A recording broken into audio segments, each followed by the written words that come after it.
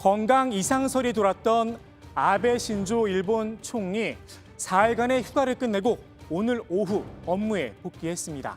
아베 총리는 휴가 중이던 지난 17일 개요대학 병원을 찾기도 했는데요. 때문에 정말 어디가 아픈 게 아니냐 의혹이 증폭됐습니다.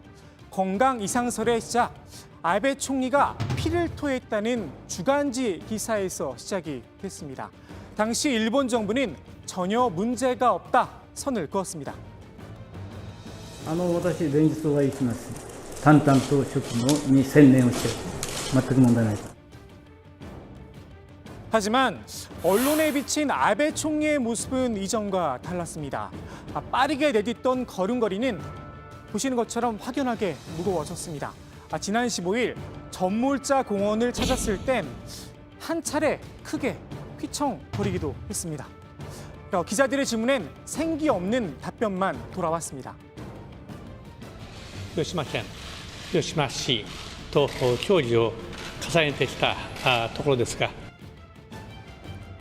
일부에서는 아베 총리가 건강 문제로 조만간 물러날 거란 관측도 나옵니다.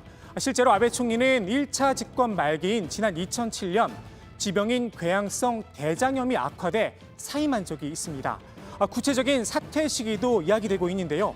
아베 총리는 오는 24일이면 일본 헌정사상 최장수 총리 기록을 세우게 됩니다. 새 역사를 쓴 뒤 모종의 결단을 하지 않겠느냐는 겁니다. 일본 정부 인사들은 일단 억측이라고 선을 그었습니다.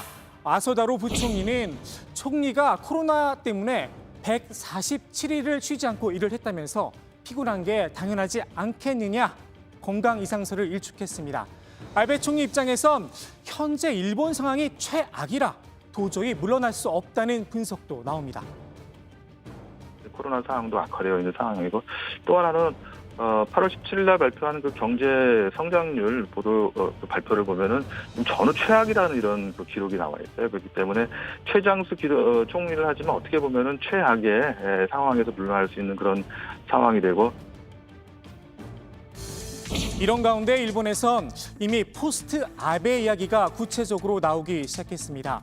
마이니치 신문은 이미 스가 정권이란 칼럼을 쓰는가 하면 기시다 우미오 자민당 정조 회장은 지난 17일 총리가 된다면 헌법 개정 문제에 확실히 임하겠다라고 밝히기도 했습니다.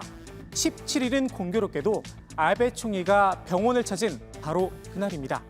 흔들리는 아베 총리, 코로나19 때문에 모든 게 꼬여버렸다는 분석도 나옵니다. 도쿄올림픽을 성공적으로 개최한 뒤 그 힘으로 헌법을 개정하고 집권까지 연장하려 했던 큰 꿈이 코로나19 여파로 무너져 내렸다는 겁니다. 얻은 거라곤 악화된 건강뿐입니다. 아베 총리는 오늘 총리실로 출근하며 이렇게 말했습니다.